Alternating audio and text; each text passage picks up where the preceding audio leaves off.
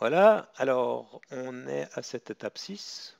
On a spécifié notre comportement avec un test unitaire, on a implémenté notre code, nos tests sont en vert. Je vais pouvoir committer mes modifications et les pusher vers mon fork.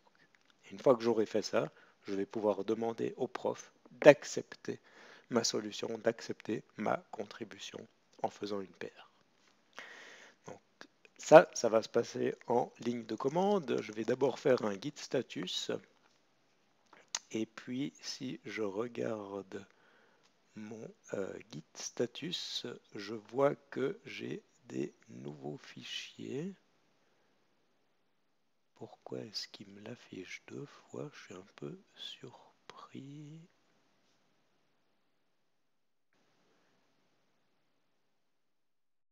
Il y a quelque chose qui m'échappe, mais c'est pas grave. Donc, ce que je vais faire, c'est que je vais ajouter ces deux fichiers.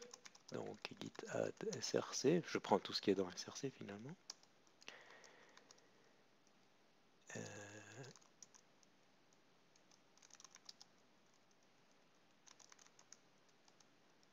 Voilà. Et puis, je vais committer et first version of bartender greetings.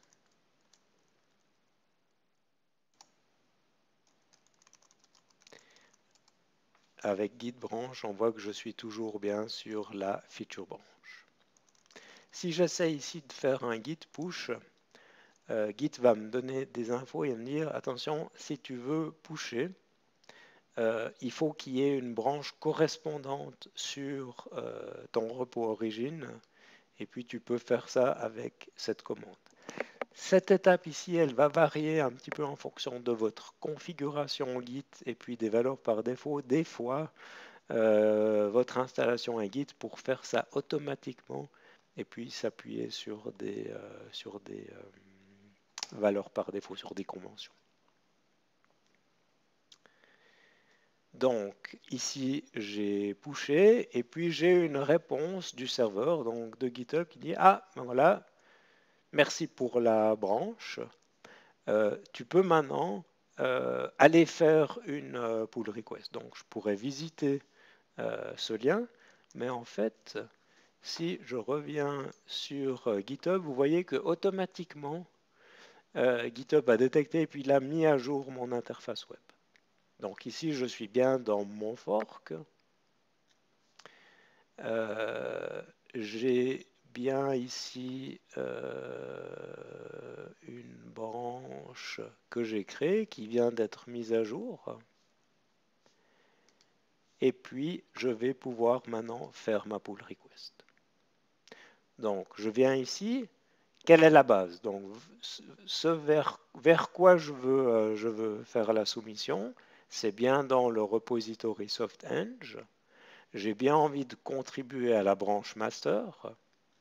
Et où se trouvent mes modifications? Ben, c'est mon fork, donc Wasadigi, et puis c'est la branche should replay. I have implemented a crude version of bartender.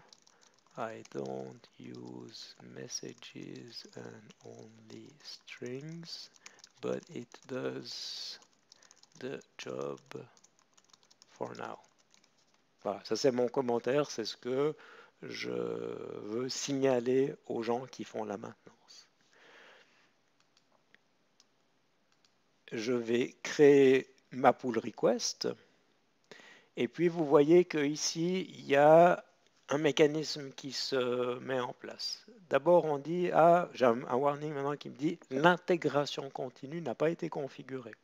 L'intégration continue, c'est toute une chaîne de processus qu'on va pouvoir exécuter automatiquement qui vont par exemple rebuilder le code, re-exécuter les tests, faire de l'analyse de code statique pour voir si la qualité du code est acceptable ou pas, regarder faire prendre des mesures de couverture de code et donner feu vert, feu rouge. Ça, on le rajoutera après. On a en place des mécanismes pour vérifier que quand vous faites des contributions, quand vous rendez vos labos, que votre code se comporte correctement. Donc, on réexécute des tests que nous, on fournit. Deuxième chose, GitHub va regarder est-ce que c'est possible de merger cette pull request ou est-ce que à cause d'autres personnes qui ont travaillé sur d'autres branches en même temps et qui ont déjà mis à jour master, on a des conflits. En l'occurrence, ce n'est pas le cas. Et puis, ce que vous voyez, c'est qu'ici, on est bien dans SoftEng. Moi, j'ai le droit d'écriture, je suis administrateur de ce repos, donc j'ai ce bouton merge. Vous, quand vous allez faire les choses, si vous regardez SoftEng, vous n'allez pas pouvoir faire le merge vous-même. Cette interface ici, c'est une interface de conversation. Je peux ici discuter. Par exemple, vous allez rendre vos labos, je vais vous dire, je suis désolé, mais cette partie-là n'est pas satisfaisante. Faites des modifications, mettez à jour votre PR. Ce n'est pas nécessaire quand on rentre dans cette dynamique de refaire une PR. Non, vous pouvez avoir une PR ouverte et envoyer des commits en plusieurs fois. Donc c'est vraiment avoir comme une conversation, on travaille ensemble sur du code et puis à la fin on espère que le committeur du projet upstream va faire le merge. Ce qu'on fait aussi, d'ailleurs j'aurais pu le mettre directement dans ce message, mais je vais le mettre ici. On peut dire que cette pull request, elle va fermer une issue, et puis je vais référencer 6, et si je fais ça, automatiquement, GitHub va mettre à jour l'issue et va la fermer. Donc ça permet de gagner du temps. Donc là, je vais confirmer le merge. Le merge a été fait, et donc si je veux, je peux supprimer la branche. Je ne le fais pas forcément systématiquement.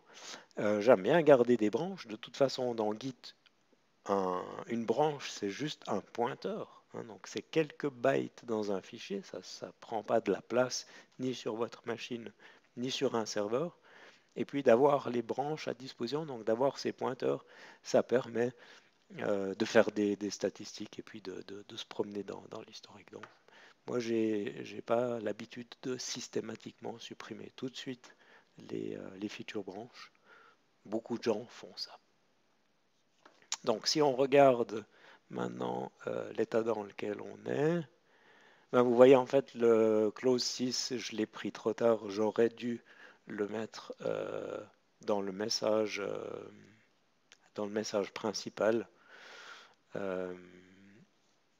Je vais ici le has been closed by et puis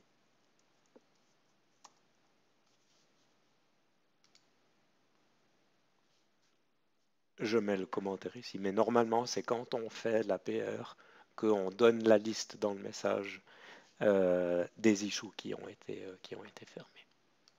Donc si je regarde mon code, j'ai les commits.